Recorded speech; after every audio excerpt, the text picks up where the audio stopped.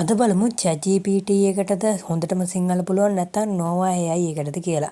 ඉතින් මේකට මම ChatGPT අලුත්ම මොඩල් එක ChatGPT 5 තමයි use කරන්නේ.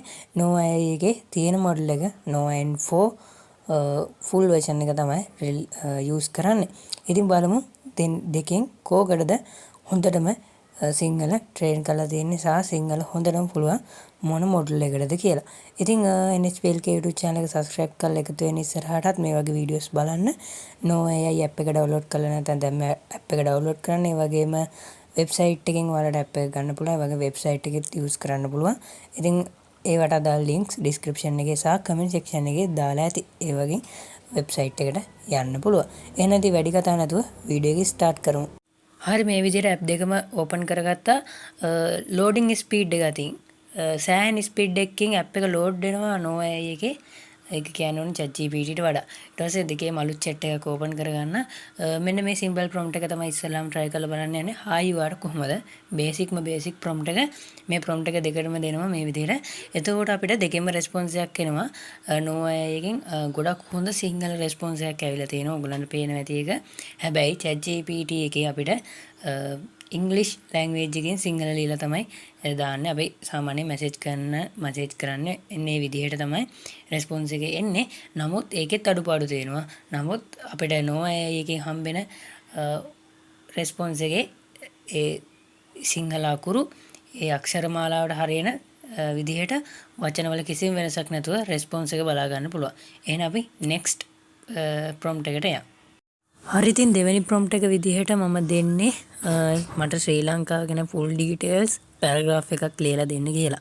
ඉතින් app එක open කරගෙන මේ විදිහට ඒ අදාළ prompt එක paste කරන් send කරනවා.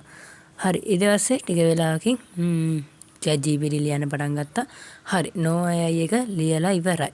ඉතින් මේ වෙලේ මෙතනදී ඔයාලට බලා ගන්න පුළුවන් Nova AI එක සම්පූර්ණ full details short කරලා paragraph එකක් කරන් තියෙනවා. ඒ වගේම මේකේ අක්ෂර මාලාව ගොඩක්ම හොඳයි.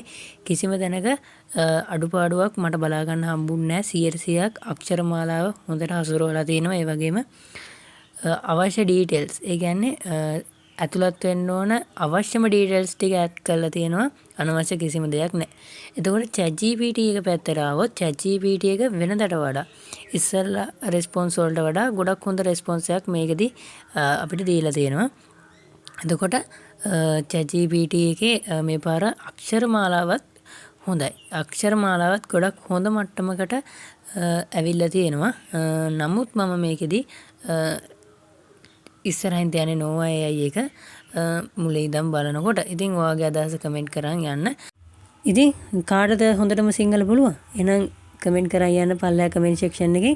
ඒ වගේම ඉස්සරහට එන්න ඕන අප්ඩේට්ස් වගේ දේවල් ගැනත් කමෙන්ට් කරන් යන්න. අනිවාර්යයෙන්ම ඒ අප්ඩේට්ස් ඉස්සරහට දෙන්න. ඒ වගේම Nova AI එකේ Pro version එකක් ඕනද කියලා කමෙන්ට් කරන් යන්න. ඒ වගේම දැන් ගත්ත response ටික වෙනම description එකේ දාලා ඇති. ඒවත් check කරලා බලන්න. ඒ වගේම ඉස්සරහට Nova AI එකෙන් daily වැඩ කරගන්නේ කොහොමද කියලා පොඩි mini vlog එකක් කරන් එන්න.